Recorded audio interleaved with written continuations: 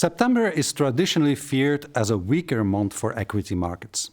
And this year it once again lived up to its name. But there was more.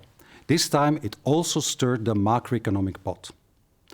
This became first of all clear with the very sharp price increases in energy markets, with gas markets where prices exploded and reached record levels in no time leading the way. And that was not all. In the wake of the more expensive gas prices, the prices of other energy sources also rose sharply. An energy crisis seems to be, at least temporarily, in the making. The source of all of this is the insufficient gas reserves in large parts of the world, a limited flexibility in gas production and supply due to, among other, geopolitical considerations and a strongly increasing Asian demand for gas. In short, another illustration of the impact of supply constraints on international prices. The story of supply-demand mismatches thus continues. The more expensive energy bill will also quickly be passed on in inflation. Even though a number of countries are taking measures to mitigate the main impact of the price increases, we do expect significant inflationary effects. This will be felt first and foremost in Europe, which was hardest hit by the price rises and will undoubtedly also entail risks for the fragile economic recovery. Certainly if this energy crisis were to last for long. For the time being, however, we are assuming that this crisis is temporary. The impact on inflation will therefore be felt mainly this and the beginning of next year. We have therefore raised our inflation forecast slightly.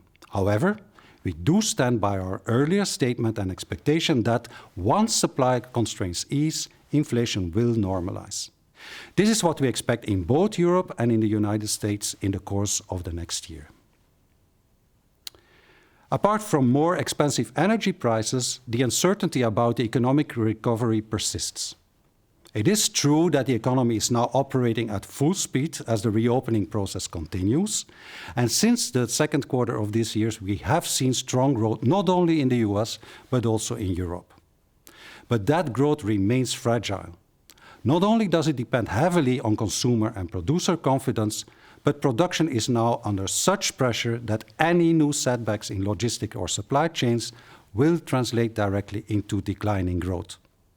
And the energy crisis and the recent economic problems in China have added to these uncertainties. We have therefore revised our growth forecast for 2021 slightly downwards. And it is clear that if the supply problems would persist for a long time, the economic recovery could actually be at risk. But we are still a long way from that. For now, we continue to expect a further economic recovery.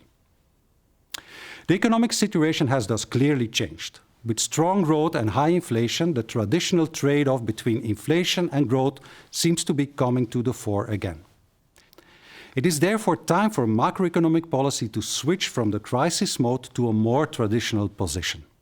And central banks are taking this turn. Several central banks in smaller economies have already raised policy rates substantially, and following its last meeting, also the Fed has announced that tapering could be coming soon. For the ECB, we will have to wait for more clarity, but it is becoming increasingly clear that the days of this extremely loose global monetary policy are numbered. In short, supply-side pressures continue to drive inflation and thus threaten economic recovery. There is an energy crisis, at least temporarily, and central banks are finally loading the gun.